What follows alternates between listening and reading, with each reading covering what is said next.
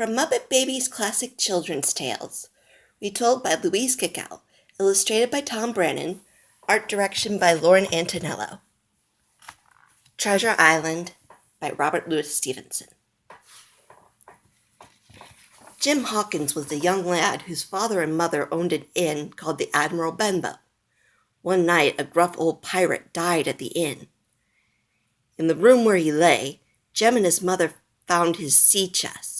Jim opened it, and there he found a treasure map. The map had once belonged to the bloodthirstiest of pirates who ever lived, and he had once buried a fabulous treasure on Treasure Island. Jim showed the map to his friend, Mr. Trelawney. They decided to hire a crew and go in search of the pirate's gold. Mr. Trelawney was a man who trusted people too easily, and he hired a crew that was full of dishonest men. One of the worst of the men in the crew was a man with a wooden leg, Long John Silver. Silver acted like an honorable friend with his cheerful face and pet parrot. In fact, he was a sneaky pirate. His plan was to steal the gold once it had been found on Treasure Island. Luckily, Jim Hawkins discovered Silver's plan. One night, as he hid in a barrel of apples, Jim heard Silver boasting of his plans to his wicked friends in the crew.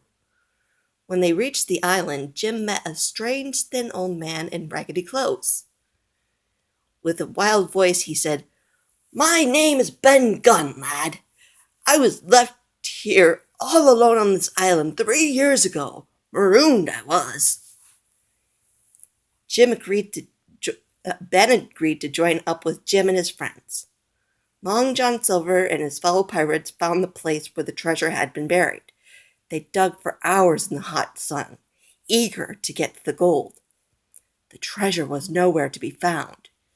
Silver roared at the hole they had dug. "No treasure!" he cried. He was wrong. The treasure was still on Treasure Island, but it ended up in good hands. Jim's adventure was over, and he had the gold. Old Ben Gunn was finally able to leave the island and go home. And they never saw Long John Silver again. The